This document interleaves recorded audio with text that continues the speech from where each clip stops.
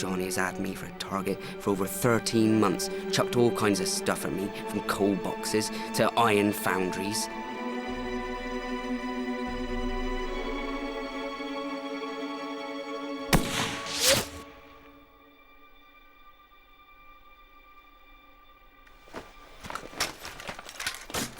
Then he only managed to put a bullet through my shoulder. Must have been that stray sniper.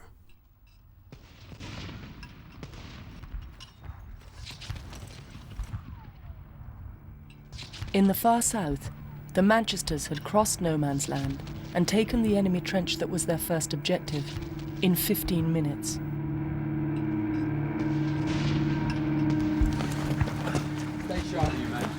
They had a further 3 trenches to take that morning.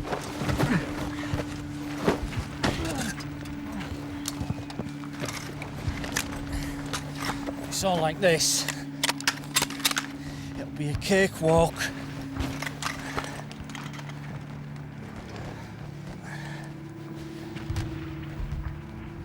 I hate touching wounded men. Sarge? Moral cowardice, I suppose. I've seen him. Just you keep building that step. One hurts them so much and there's so little to be done.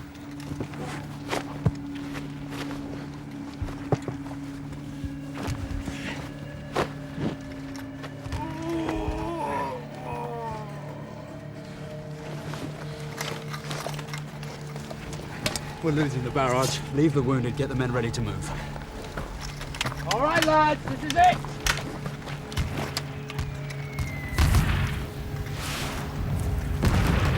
As Captain May's company moved on to their next objective, they were 3 minutes behind schedule.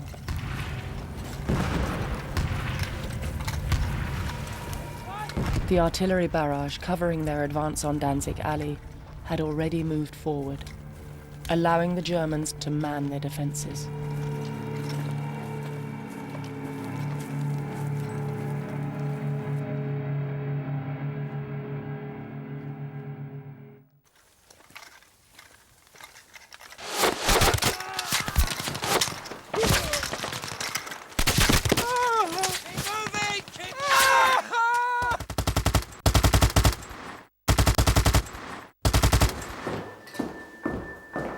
With the battle underway, General Rawlinson arrived at 4th Army headquarters. Enemy barrage reported feeble. I know that. I was there. Anything in the last few minutes? From 8th Division, sir.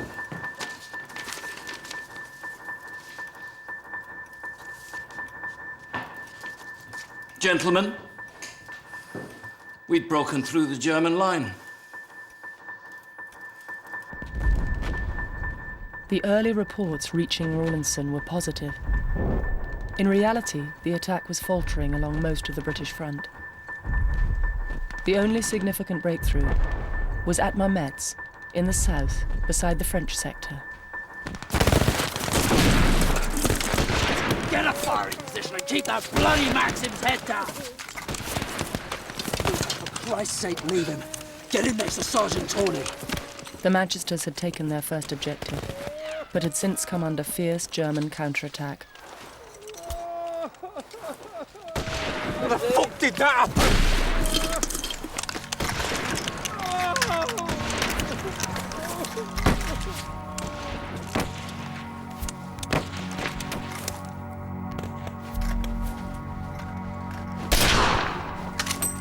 The Germans were brave men, as brave as lions. It was insane. It seemed one couldn't miss them. Every man I fired at dropped, except one. Him, the boldest of the lot, I missed more than once.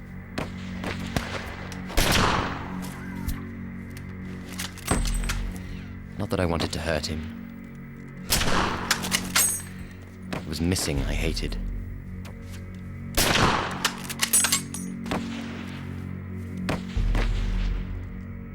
That's the beastliest thing in war. The damnable frivolity. One's like a mischievous ape, tearing up the image of God. God forgive us all.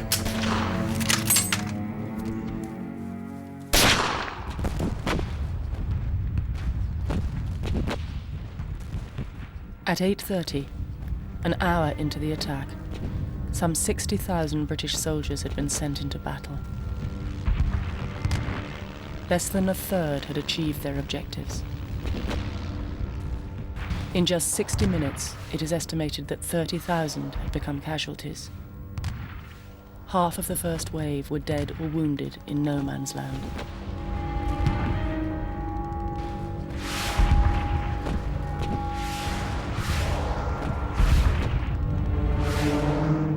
Throughout the morning, a further 60,000 British soldiers went over the top.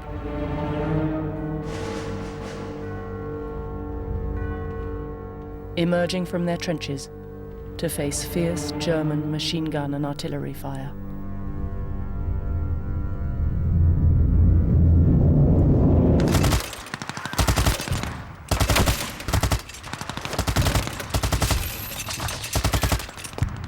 For Lieutenant Cassel and his machine gun unit, the advancing troops were an easy target.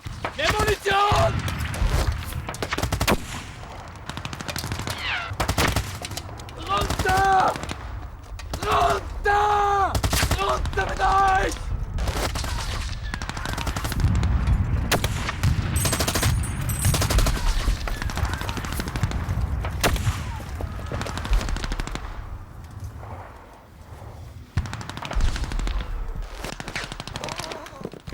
Second Lieutenant Alfred Bundy's first experience of battle had been watching his platoon die in no man's land.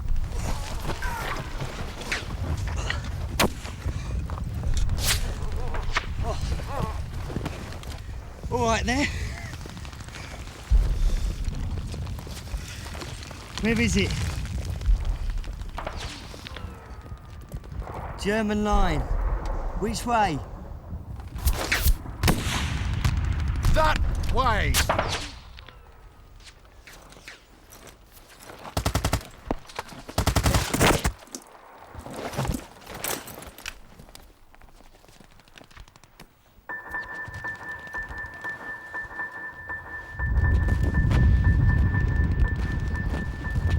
By mid-morning, tens of thousands of men were pinned down, wounded or dead in no man's land.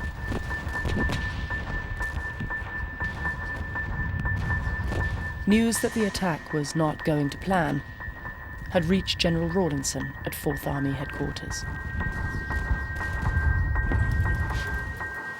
I think I understand.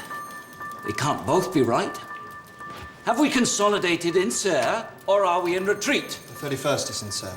I'd like to believe you, but at this moment I'm not sure I can. Message to Goth. Tell him the cavalry won't be moving before 1400.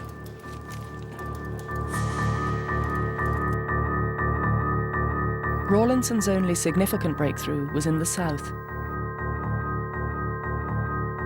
But amidst the confused reports arriving at headquarters, rather than push home the advance with his cavalry, he decided to wait.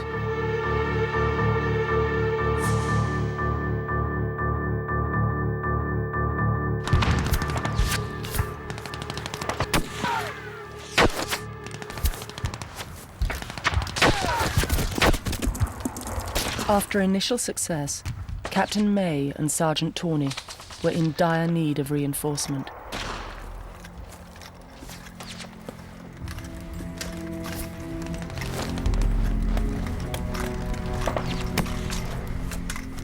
We've got about 20 men fit for something! Where the hell are A Company? Our right flank's in the air! They can't have just disappeared! I'll find them!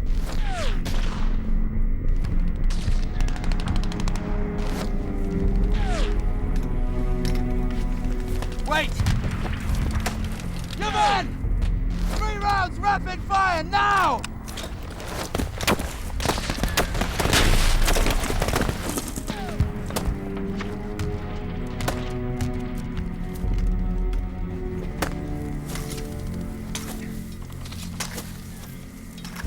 In a desperate search for more men, Sergeant Tawney set off back towards the British lines.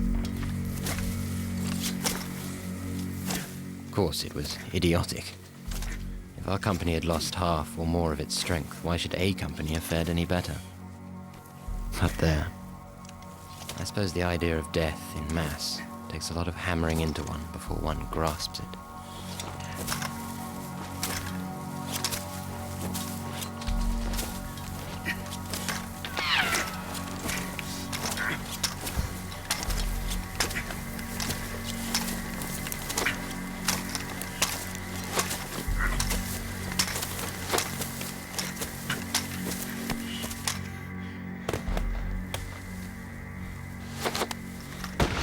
Reinforce!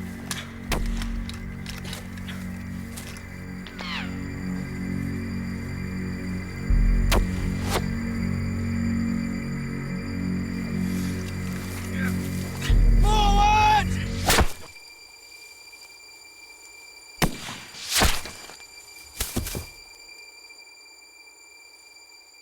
Tawney's search for reinforcements was over.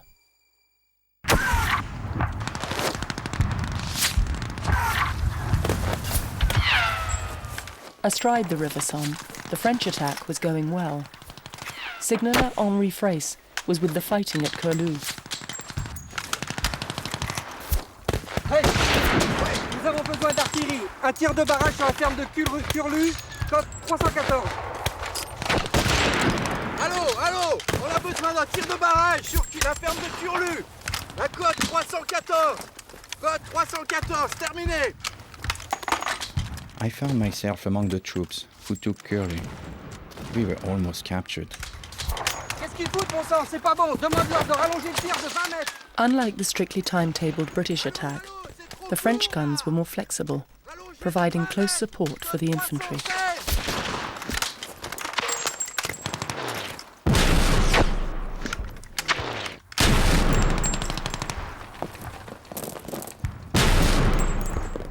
A bit of shelling from our artillery soon made the Germans scamper.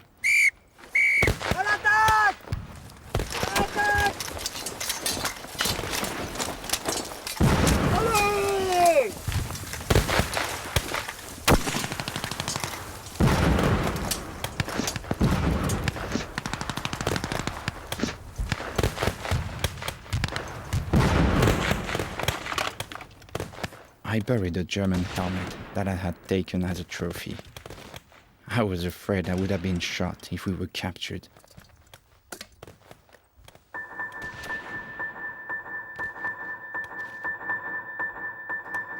By midday, Rawlinson had started to learn the full extent of the failure of his plan.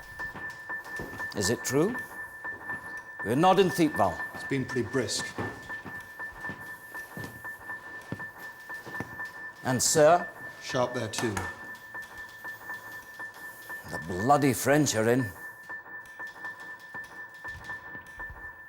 They started later. Now they've overtaken us. For God's sake, they're waiting for us.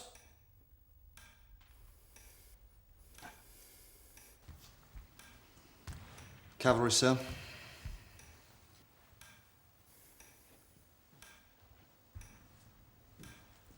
Sir, General Haig would like to know when the cavalry will move today.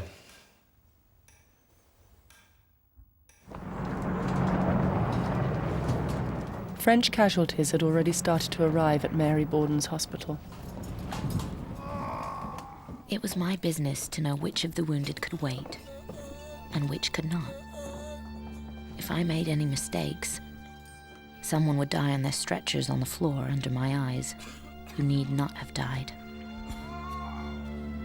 Donnez-lui de l'eau s'il en réclame. I've learned to read the signs, from what is written on their tickets, and from the way they look, and the way they feel to my hand. My hand can tell of itself one kind of cold from another, can tell the difference between the cold of night and the stealthy cold of death.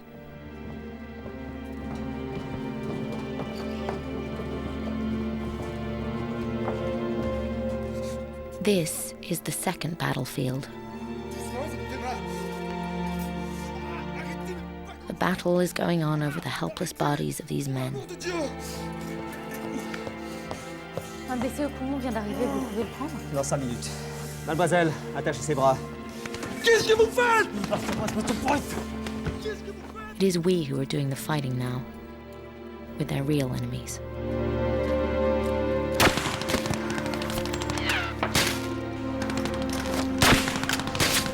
At noon, after 8 days underground, Private Eversman was still fighting hard to defend the German line.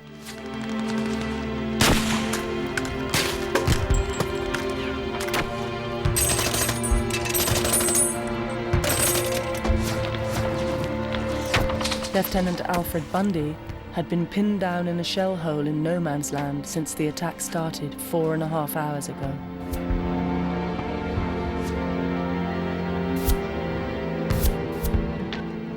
I occasionally attempted to move to my right and left, but bullets were forming an impenetrable barrier. I was almost tempted to take a chance and crawl back in daylight.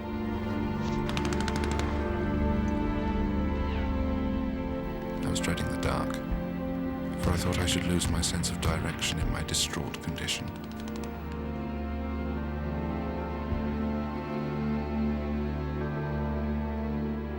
Out of the 800 men of Lieutenant Bundy's battalion who attacked that morning, 540 were wounded or killed.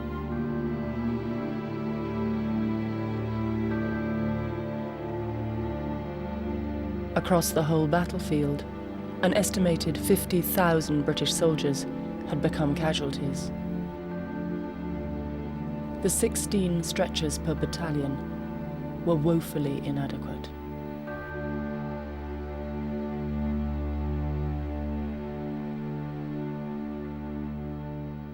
Thousands of men died of their wounds alone in no man's land.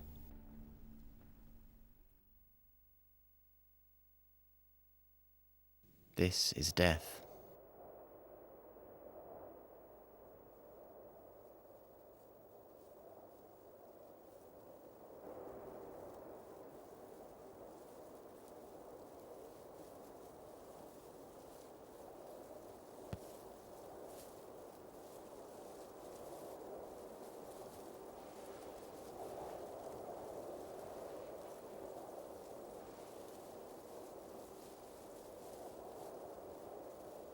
I don't know what most men feel like when they're wounded.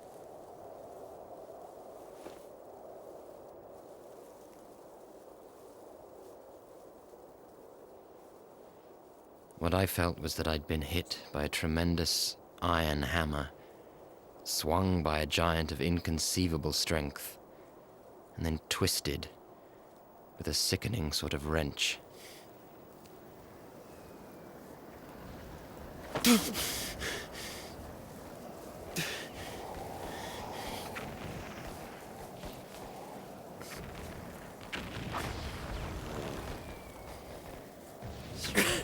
Stretcher! Barrett! Of course, it was imbecile and cowardly. Stretcher bearers! They couldn't hear me, and if they could, they wouldn't have come. Stretcher bearers! It was asking them to commit suicide.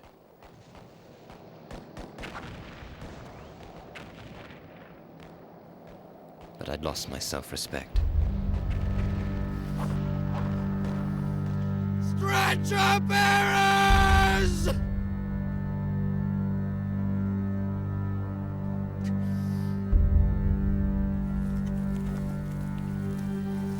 The French attack in the south had been a total success. They had taken their objectives and captured thousands of prisoners.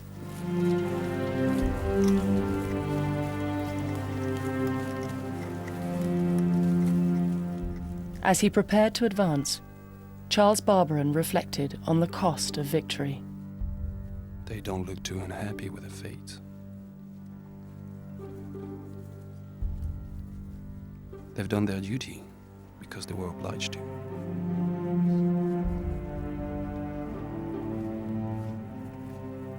what's the point of condemning these poor people?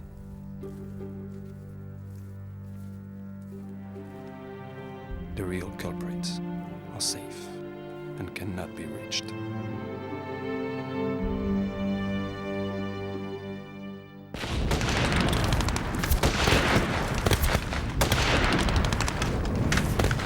After more than 6 hours of fighting, the 22nd Manchesters had still not taken Danzig Alley.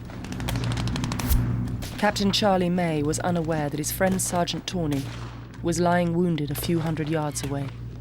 Ready, lads? 1, 2, 3, come on!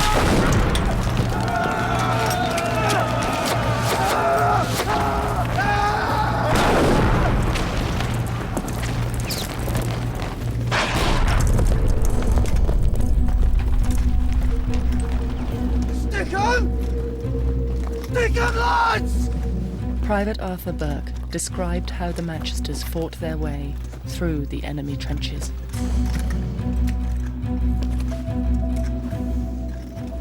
It was hell. Bombing was the start here. We threw many bombs down, especially smoke bombs. And the hounds came up, crawling, half dead. We stuck the blighters and put them out of time.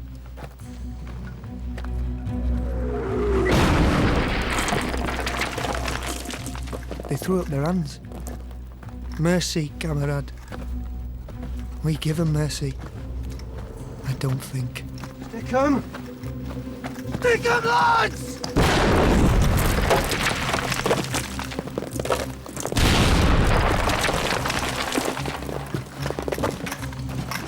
Albert Andrews was unprepared for his face-to-face encounter with the enemy.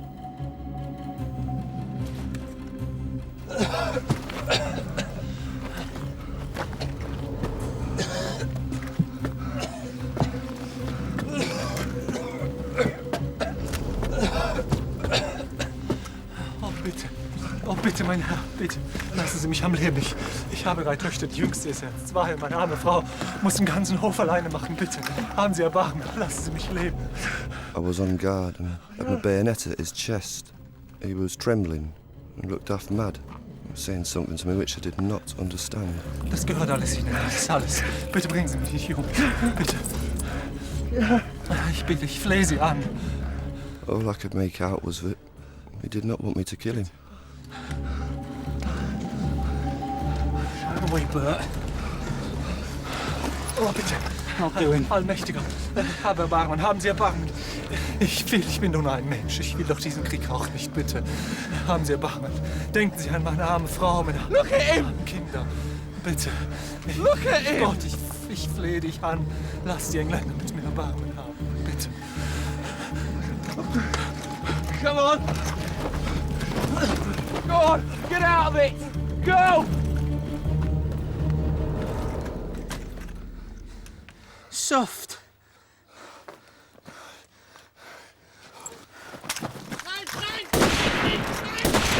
That's for my brother! And that's for when you're in the trenches!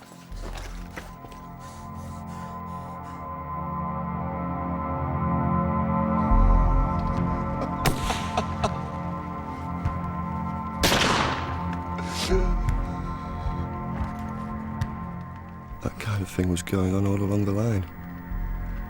No Germans being spared. Wounded were killed by us all.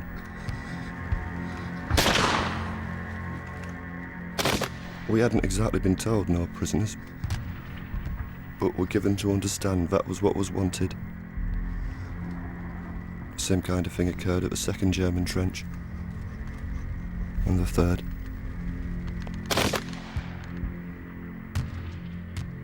We took far too many prisoners. They numbered about 1,000 and they didn't deserve being spared. We captured many guns, etc. All sorts of souvenirs.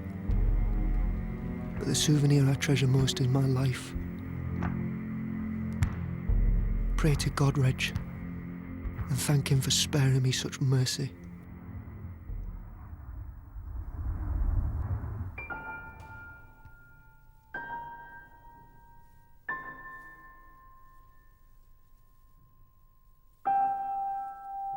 Captain Charlie May was not so blessed. His body was found outside Danzig Alley. No one saw him die. My darling, au revoir. Know through all your life that I loved you and baby with all my heart and soul. That you two sweet things were just all the world to me.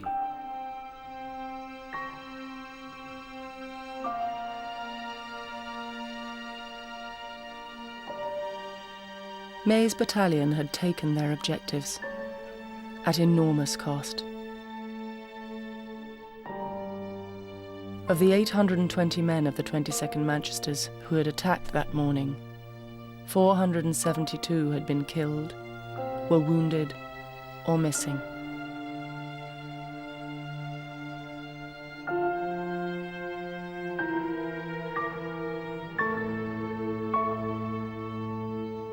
Despite the British breakthrough in the south by Mametz, along most of the 18-mile front, fierce German resistance had effectively destroyed the attack.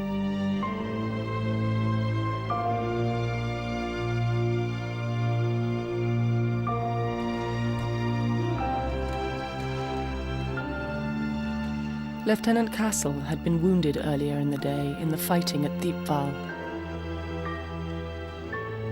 By late afternoon, he was able to leave his machine gun unit to receive first aid.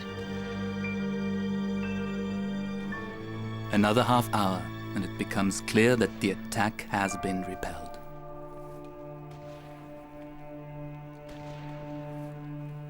Hartbrich is alive, but stunned by gas poisoning.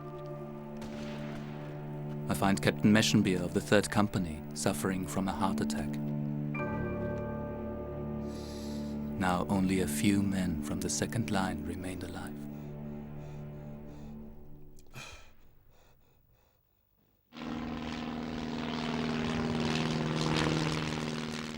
Only in the south, astride the River Somme, had the attack successfully driven the Germans wholesale from their defences.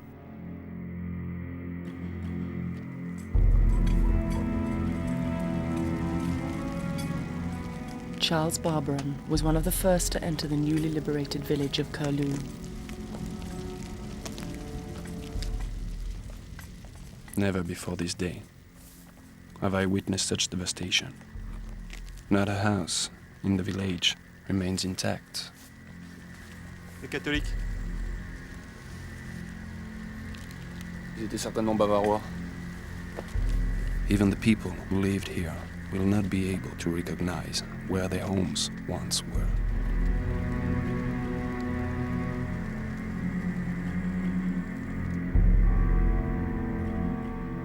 It was not yet apparent that July the 1st had been the worst day in British military history.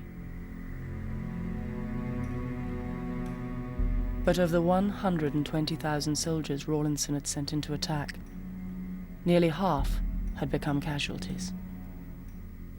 Over 19,000 men had been killed.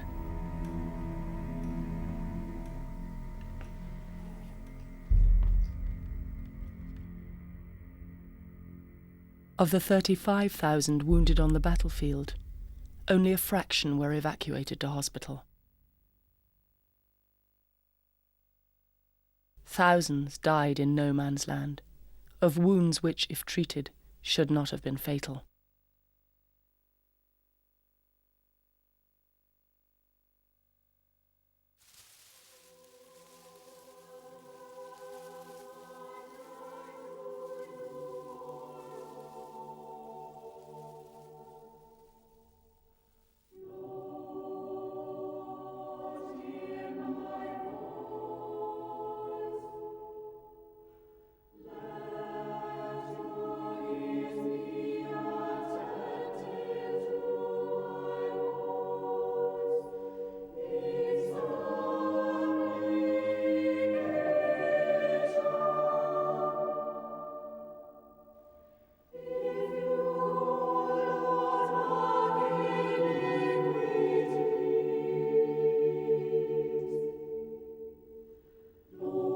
After hours lying in no man's land, Sergeant Tawney was found by a medical officer.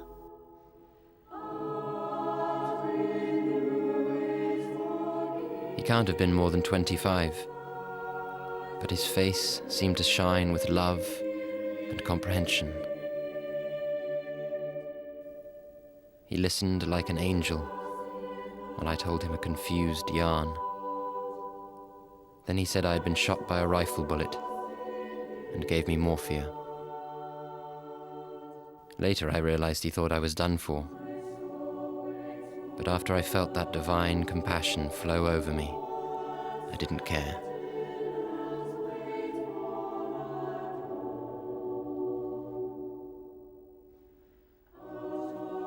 I was like a dog, kicked and bullied by everyone, that at last had found a master.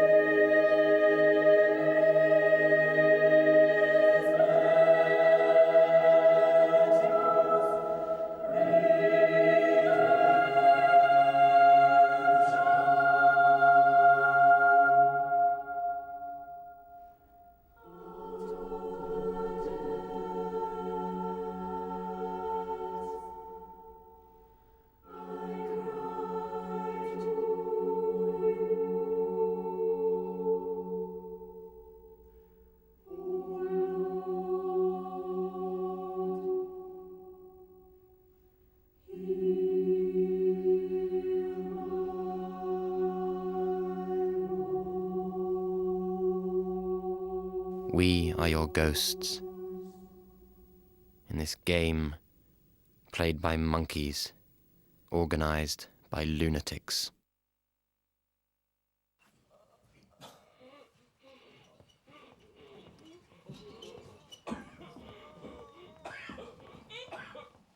At Mary Borden's hospital, ambulances continued to bring wounded men from the battlefield.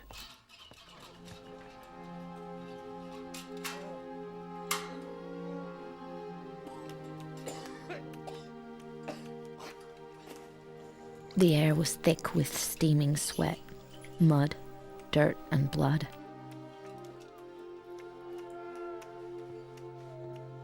I'm not hungry.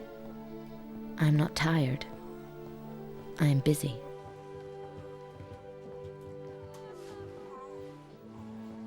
Mademoiselle, venez par ici. Je suis occupée. C'est vous qu'il lui faut.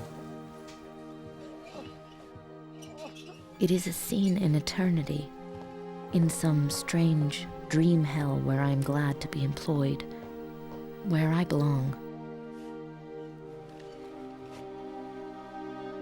We are locked together, the wounded and I. C'est un Anglais? Qu'est-ce qu'il fait là? English? You're wounded in the stomach. You'll be fine. La morphine autant qu'il en faut. The same thing is throbbing in us. The single thing, the one life. We are one body, suffering and bleeding.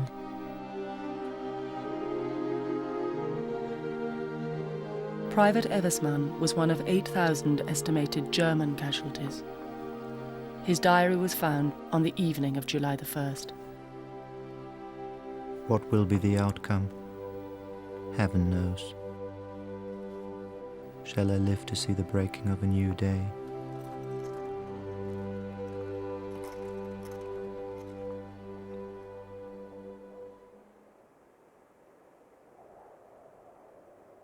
For the Allied commanders, there was no question of abandoning the offensive. With many wounded still in no man's land, fighting resumed on July the 2nd.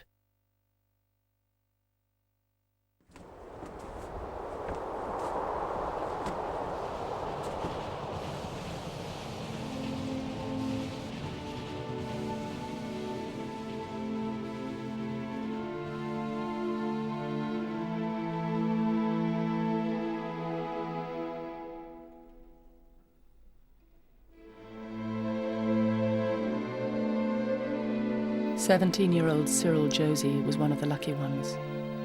Wounded in the first 5 minutes of the battle, he was evacuated to England.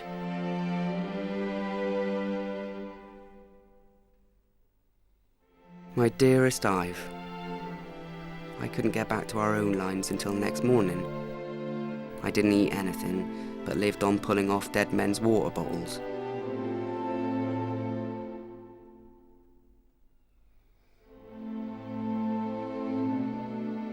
About 6 a.m. I began crawling back. Old Johnny sniped at me all the way back, but I dodged him by getting in the shell holes.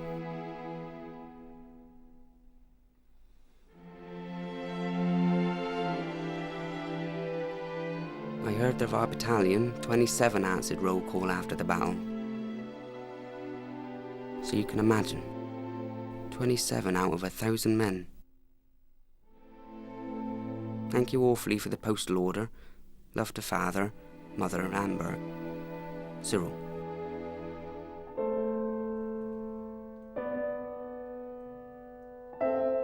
Oh, can you please send me one of those 6.5 writing tabs and some stamps, please?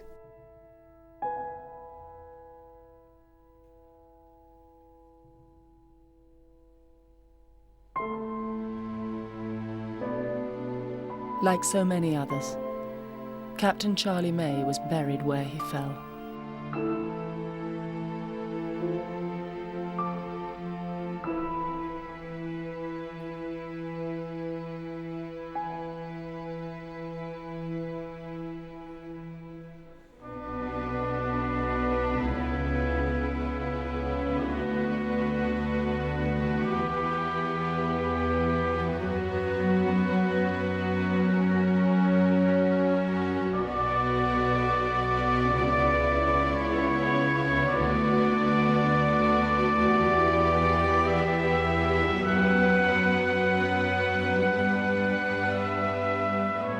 Over the following days, a shockwave travelled through the British Isles as thousands of telegrams told mothers, wives and lovers that their men would not be coming home. The battle on the Somme ground murderously on, a bloody war of attrition, until it fizzled out in November 1916. It ended on roughly the same ground on which it had begun. Both sides bled dry. The final combined casualty figure for the British, French and German soldiers who fought there was over 1 million dead, wounded or missing.